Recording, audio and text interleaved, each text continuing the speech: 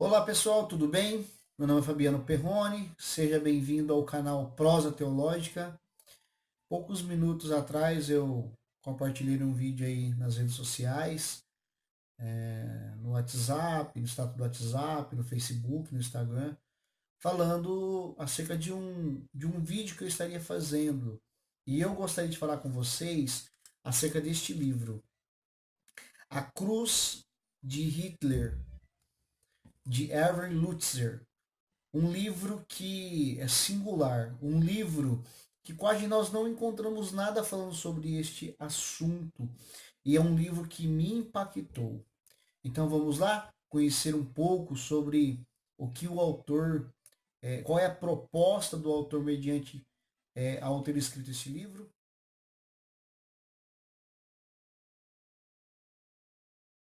Esse livro ele vai falar, ele tem 10 capítulos e eu quero falar sobre cada capítulo dele, mas quero ser breve para que não fique muito extenso esse vídeo. O primeiro capítulo ele vai falar sobre a espera de Hitler. Ele vai falar sobre os Reich, ou significa reino em alemão. Ele fala do primeiro Reich, do segundo Reich e do terceiro Reich que se dá com Hitler. E fala-se que então em toda a sociedade alemã estava sendo preparado para que pudesse surgir alguém que pudesse unificar a Alemanha e lutar pelo povo alemão de uma forma que o país pudesse ser estabelecido, ser um povo como sentisse engrandecido. E a Primeira Guerra Mundial havia já alguns filósofos, algumas pessoas que falavam-se de uma Alemanha que seria campeã, de uma Alemanha que venceria a guerra. Porém, isso não aconteceu. A Alemanha ela perdeu a Primeira Guerra Mundial. Então, onde que surge Hitler? Hitler vem de uma maneira que ele começa a trabalhar de uma maneira com o povo para então assim estabelecer o povo alemão e trazer uma esperança à nação alemã de que ele de fato era a solução para que pudesse então vencer a guerra e ter o seu engrandecimento na grande nação. O segundo capítulo se chama Deus e Hitler, quem estava no comando?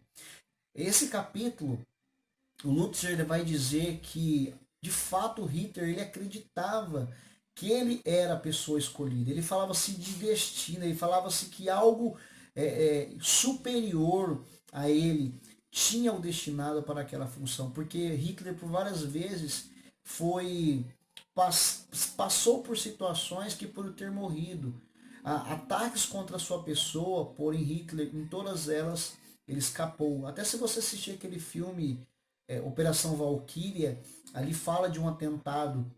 E no livro, o Lutzer vai dizer que a bomba que estava preparada dentro de uma mala foi levada para um outro lugar que ficava longe de Hitler e assim ele conseguiu sair é, vivo diante deste ataque.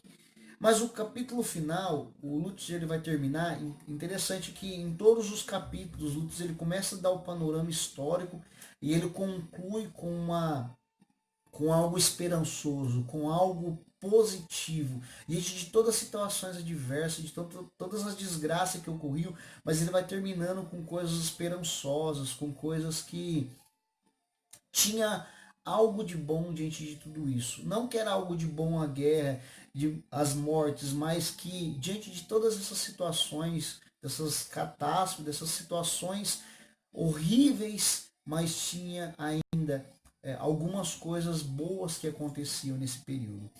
Então ele vai terminar esse segundo capítulo falando sobre a doutrina da providência, né, que Deus ele é soberano, que Deus ele estava no controle de todas essas coisas. E que Hitler não era aquele que tinha o domínio, e Hitler não era aquele que tinha a palavra final, mas sim o próprio Deus.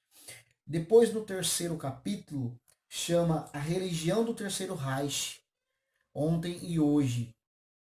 Nesse capítulo, ele vai falar sobre a questão do império da religião do Reich, que esse reino ele estava tentando de uma maneira colocar uma imposição diante daquela sociedade como uma nação que estava agora submetida a um único reino verdadeiro.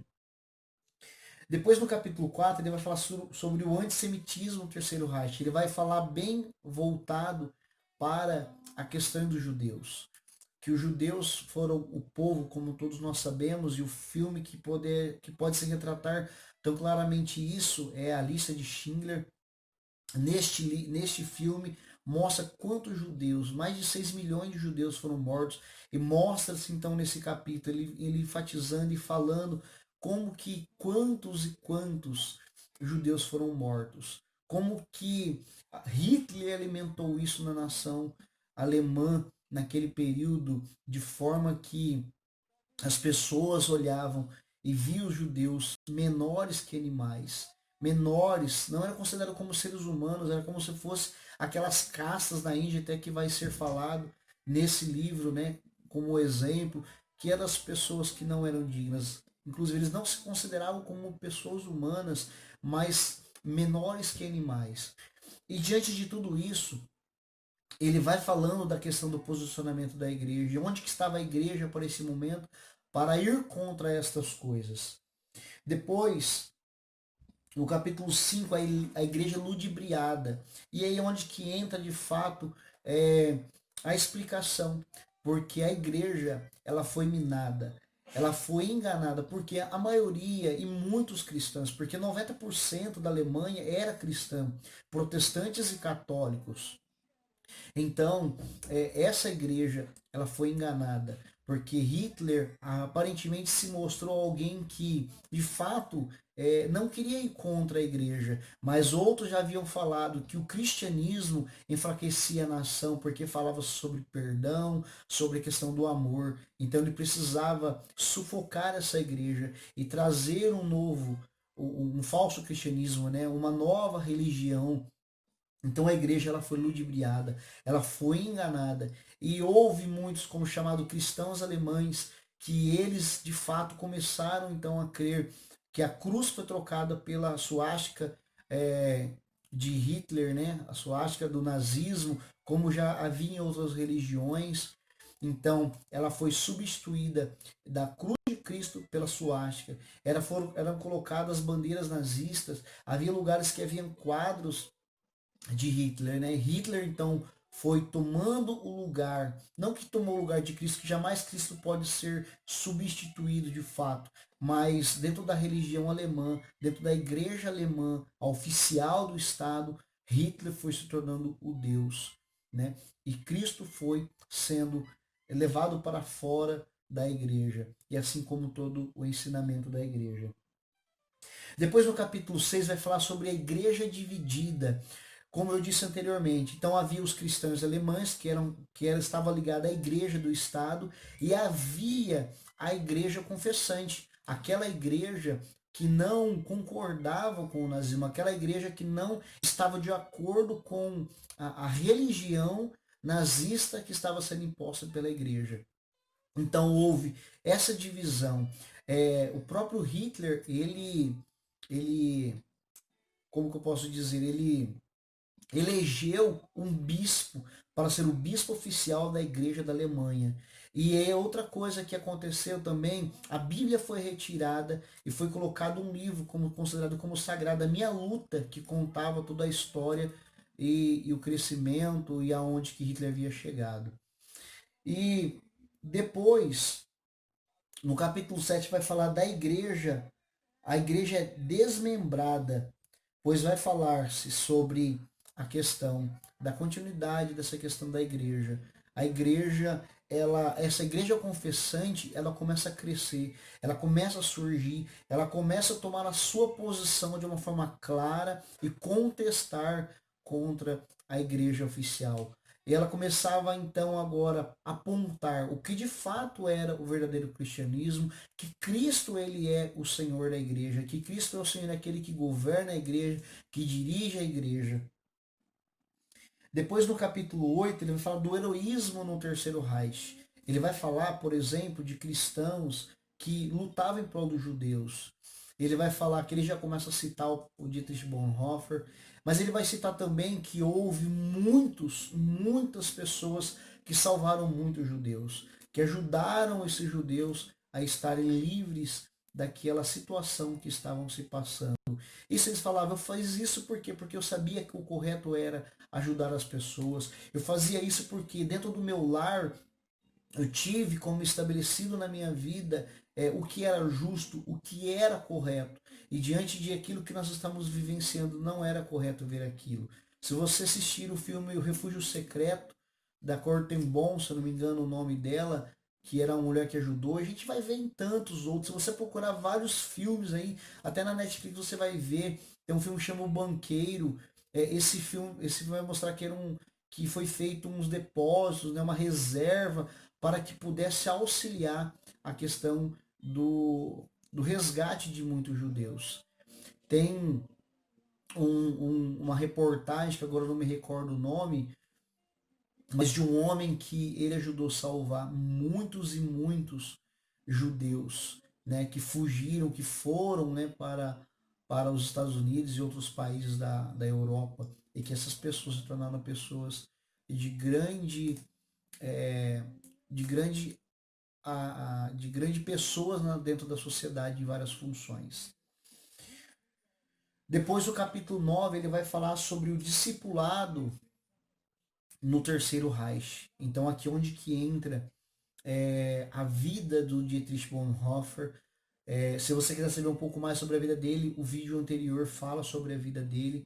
Ele vai falar então daquele que estava realmente discipulando a igreja, formando novas pessoas para o ministério sagrado, para a vida de devoção à igreja, como ministros do evangelho e ensinando sobre a questão do verdadeiro discípulo, que os cristãos alemães, a igreja oficial da Alemanha, ela está vivendo uma graça barata, mas que o verdadeiro discipulado não é uma graça barata, porque foi pago um alto preço.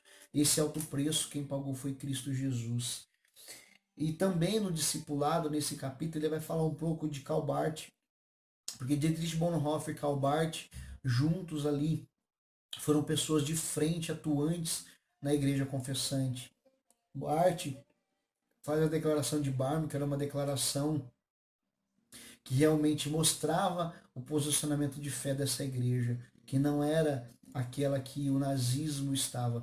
É interessante pensar que os alemães, eles acreditavam, por isso que muitos cristãos acreditavam, que Hitler, ele era aquela pessoa que trazia a solução para a sua nação. Ele era uma pessoa que Deus havia levantado, mas Hitler, o autor ele vai falar que Hitler ele tinha algo que ele conseguia encantar as pessoas. Ele vai falar que Hitler nasceu num lugar, numa região onde o esoterismo, o ocultismo era forte, que Hitler tinha esses envolvimentos, que muitos líderes dentro do nazismo tinham esses envolvimentos, e isso era o que ele tinha, uma força espiritual maligna para ludibriar, para realmente convencer as pessoas para o seu lado, achando que aquilo era o correto, que Hitler era o correto. E Hitler ele vai usar, por exemplo, também a filosofia de Nietzsche, falando do homem ariano, perdão, da raça ariana, do super-homem, que não precisava-se mais de Deus, que Deus estava morto e nós, agora os homens, temos o poder e o domínio para vivermos da maneira que nós achamos aquilo que é correto. E esse novo homem é uma raça, essa raça ariana. Então Hitler achava que essa raça ariana, como muitos alemães, era a nação alemã. E por fim, no capítulo 10, ele vai falar sobre o encobrimento da cruz em nações cristãs. E nesse último capítulo, Luther ele vai falar sobre a questão do papel da igreja. O que acontece? A igreja ela estava ausente da sociedade, que ela precisava estar, porque a igreja, o que ela estava pensando? Ficar somente isenta dentro do seu espaço religioso, mas que ela não era uma igreja que estava presente na sociedade. Então que nós devemos estar presente na sociedade, em todas as esferas da sociedade, mostrando ao verdadeiro valor do cristianismo, o verdadeiro valor daquilo que se é correto, a maneira correta de se viver. E eu gostaria, por fim, então, de deixar a indicação de alguns livros para você. Se você quer entender um pouco mais sobre esse período, indico para você esse livro, ó, A Idolatria do Estado, de Franklin Ferreira. Se você quer entender um pouco mais, eu já falei no vídeo anterior, mas você que está vendo, no caso, este vídeo especificamente, esse livro é um livro que vai retratar o pensamento de Dietrich Bonhoeffer sobre esse período que ele estava vivendo. Esses tempos todos que eles estavam passando de um momento para outro, essa trajetória durante esse período, ele foi escrevendo esse livro. O discipulado, que foi o tempo ali do discipulado, vivendo esse período do nazismo, aquilo que ele estava vivendo dentro da igreja, então foram isso que ele fez, foram isso que ele ensinou para os seus discípulos. E Bonhoeffer, ele foi uma pessoa que saiu da Alemanha e foi para outros países, né? E ele foi aprendendo essa questão do viver cristão, da vida de comunhão entre os irmãos. E por fim, então, ele faz uma tese do seu doutorado deste livro, ó, A Comunhão dos Santos, que é um livro que foi considerado como muito importante. E, por fim, é, uma frase que Lutzer ele fala que Bonhoeffer e Barth, as suas palavras, os seus ensinos, era como se fosse uma brisa suave no deserto. Porque esses dois foram pessoas, e teve um outro também, pastor Niemöller, que chamava o seu nome, ele foi preso, torturado, porém quando a guerra acabou, ele foi solto, mas esses dois foram homens que tiveram engajamento de frente na questão da palavra e tentando trazer a igreja de volta para o centro do evangelho e para a expressão da cruz de Cristo, da graça que teve um alto preço, e essa graça precisa ser transmitida e vivenciada na sociedade, em todos os aspectos da vida. Então, assim, concluo este vídeo. E se você gostou, deixe o seu like aí, o seu joinha. Se você não é, se inscreva no canal. Indique para que outros se inscrevam no canal. E que todas as vezes que nós estivermos postando um vídeo novo, você possa receber aí a informação, né, o link para poder estar acessando. Tá joia? Até a próxima e até mais.